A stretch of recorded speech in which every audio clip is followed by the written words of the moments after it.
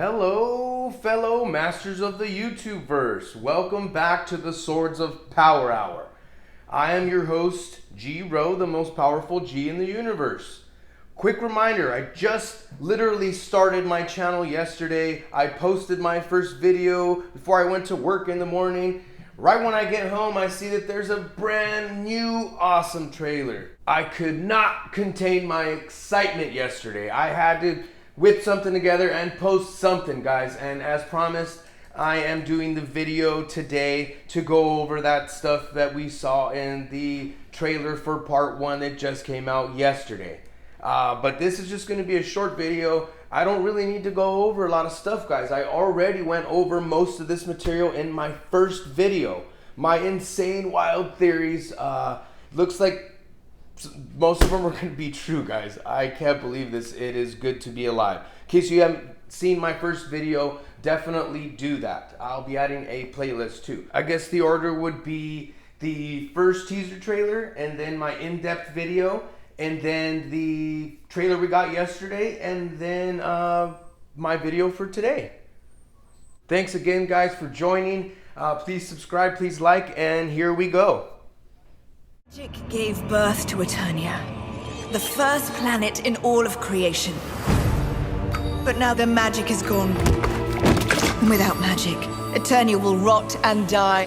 And as goes Eternia, so goes the entire universe. Yeah, folks, it looks as though Skeletor may have gotten control of the Starseed, which I talk about in depth in my debut video. It's all connected. I wasn't entirely sure it would be the Starseed, considering how lighthearted the episode is, but I'm so glad I talked about it and made my video and I was able to post it yesterday morning. You heard it here first. This also confirms my theory that Scareglow was guarding the doorway to Preternia, all of which I explained in depth in yesterday's video. We see the beautiful towers of Preternia, which I also talked about in the video. It looks as though a new team of Masters of the Universe will travel to the past, like I said, and solve the mysteries in the past and bring back secrets to unlock the future. Oh yeah, and Teela looks pissed. I mean, who wouldn't be if you suddenly found out all the people you love the most were lying to your face your entire life? Can everybody please just let her do her thing? Apparently, in the foreign release, it states that she's the new Man-at-Arms. And you know what? She deserves it. She's probably the most skilled fighter out of all the Masters of the Universe. Not the most powerful. Of course, He-Man is the most powerful. Anyway, Duncan's getting old, guys. Teela's in her prime. She's definitely V for Vendetta, though. And gonna kick some serious ass. Speaking of, this skunk ape gets laid out on his ass. Here we have Stinkor looking cool. Yeah, Teela looking like Darth Revan over here. Our first Star Wars reference. And what are they fighting over? It reminds me of that scene where Adam's holding this thing from the episode involving King Miro. Search for the past. We do finally get to see the mystery of the two halves of the Sword of Power finally told, which I also talk about in my debut video I posted yesterday. But who is this mysterious being? Is that in fact the sorceress that without her powers, that's why she looks aged? Or is this the mysterious priestess that we literally know nothing about? The voice did sound similar, but also sounded different, so I'm not sure. Don't kill me over it, please. We definitely see a lot more action. Cringer states that they all have to work together now, whether you serve Grayskull or Snake Mountain. They have to work together or Eternia will die. We see new costume designs for all of the characters for this new adventure, as well as new alliances. Beastman appears without his main man Skeletor. He is now a hero, looking very much like his ancestors from the Vine Jungle.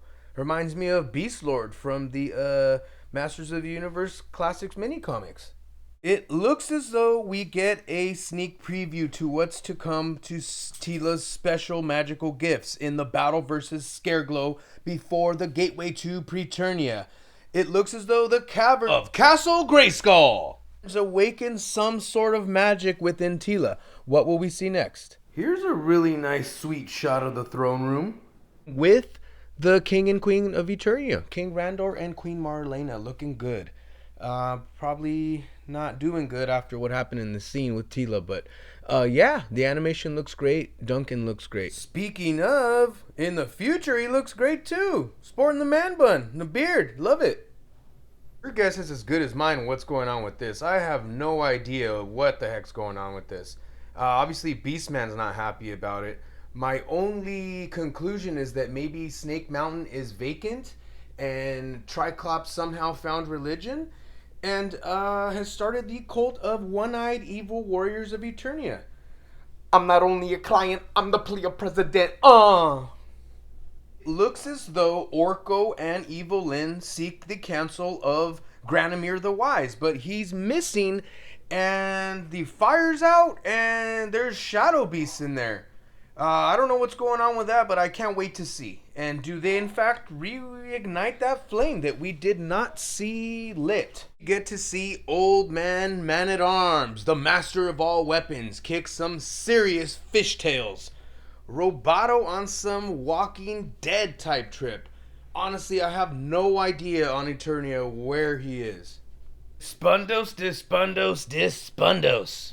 Here we get to see what appears to be Spikor, but actually in fact is Skeletor in disguise. He magically changes himself from Spikor to Skeletor, the evil lord of destruction, played by the amazing Mark Hamill. I love it, the fact that he's playing Skeletor. That laugh in this trailer, the laugh in the last trailer, oh my god, it's so wicked. I had a feeling we'd see the shaping staff again. What other things is he gonna do with that crazy weapon? Speaking of Mark Hamill, here's my next Star Wars reference, which I mentioned yesterday, but I didn't spill the beans. Here's a description from the third prequel comic from Dark Horse. The premise states, following the vicious Orlax attack on King Randor, He-Man learns the creature is linked to the origin of the Sword of Power and also to his nemesis Skeletor. As I mentioned previously, I could not find any information on this mysterious Orlax creature whatsoever. I had looked everywhere, couldn't find jack. So here's what I think about what this creature, Skeletor, Mark Hamill, and Tila, and the Sword of Power all tie together. I believe that this is the Orlax. From what we see right here, Tila is consumed by this creature, where I believe that she gets sucked down and has to face her worst fears. I do believe that that's when we see the scene of this figure who appears to be He-Man. I don't think it's He-Man. I don't think it's Faker. He looks like, because of his eyes, he looks like anti-Eternia He-Man, which is a very cool homage, but I do believe that this is her greatest fear realized. She will face her fears, and she will overcome them, and she will re-emerge as something else. The Sorceress.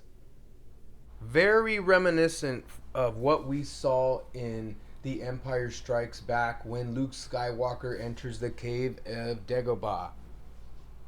But instead of a cave, it's a giant monster. Here's a picture of the Sarlacc from Return of the Jedi. They look exactly the same, guys. I know it's two different things, but I really do think it's all connected. Perhaps it's a new origin story, and King Randor's brother, Prince Keldor, who was long lost, also discussed in my video yesterday during the Search for Keldor segment. Maybe he got sucked down to the Orlax pit. Maybe he went there and emerged as the evil Skeletor, the Lord of Destruction. Which brings me to my next point, guys. Eternia was at the center of everything.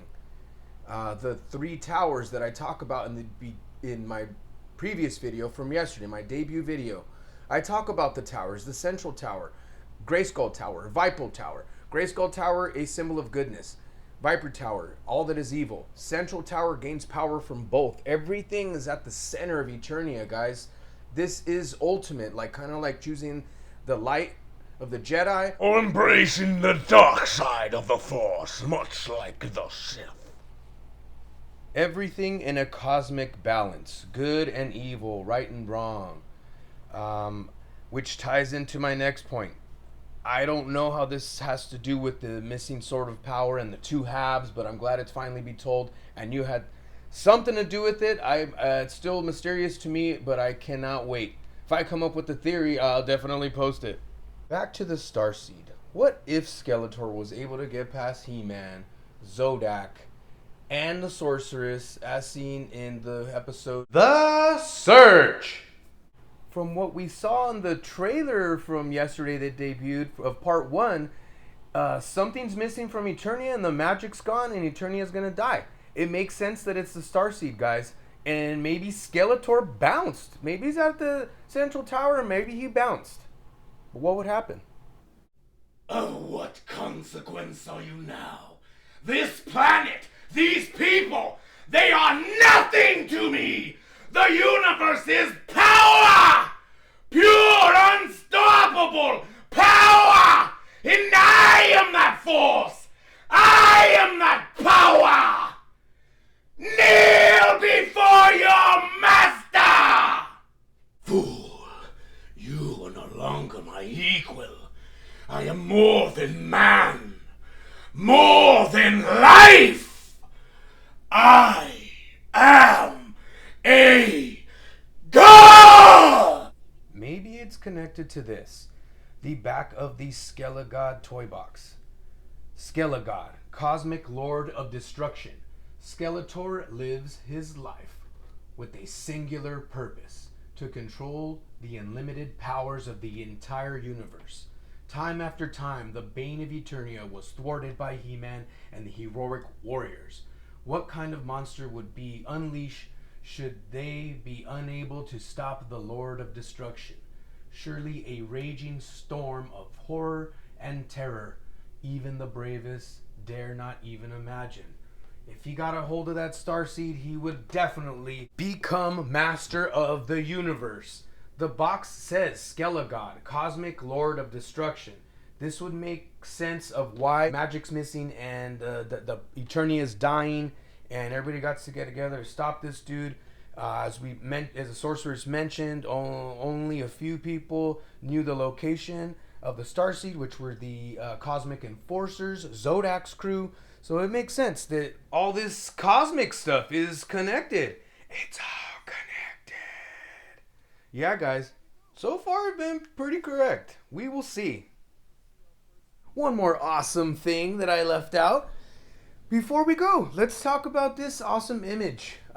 We can see our first glimpse of what looks to be Hero on the left there. As mentioned here is the heroic Cosmic Warrior. Another Cosmic. Behind Adam up top, we have Vicor, the He-Man of the North. And the guy on the right, I think it's either Vicron, the Ultimate Eternian Champion, or perhaps that's King Grayskull. We will see, guys. Can't wait. Before we wrap up the video, let's go ahead and watch that crucial clip of Eternia from the episode The Search. You have a great challenge facing you, He-Man. Perhaps the greatest of your life. Have you ever heard of the Starseed? I thought it was a myth. It is no myth. It is real. And it is right here in Eternia.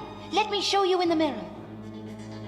Eternia is an unusual planet, for we are located directly in the center of the universe. It was here, where we now stand, that the explosion took place which created the universe billions of years ago. At the very center of our planet, there is a small piece of the energy left from that explosion. The very energy which set the stars burning and the planets spinning. The Starseed. Speak a thing to the Starseed and it makes it happen. It can do anything. It is all powerful. For untold ages, the location of the Starseed was known only to a chosen few of the Cosmic Enforcers. But its location is no longer a secret. At this very moment, Skeletor is tunneling his way to the center of Eternia. Can you imagine what would happen if he gets the Starseed? He could easily capture Castle Grayskull. Worse, you must get the Starseed before Skeletor dies. So there you have it, folks. That clip right there is probably the most vital information that you could know regarding Masters of the Universe Revelation. Thanks again, Masters of the YouTubeverse, for joining me, your host, G. Rowe, The most powerful G in the universe! in another episode of the Swords of Power Hour. Thank you very much. Stay tuned. Please like, subscribe. Still 0 subscribers, but a few more views. Thanks a lot, guys. I appreciate everybody who's watched. Yeah, leave the comments, guys. I want to hear and see what you guys think and talk about it in the next video. You guys be kind to one another. Good journey, and until next time, thank you.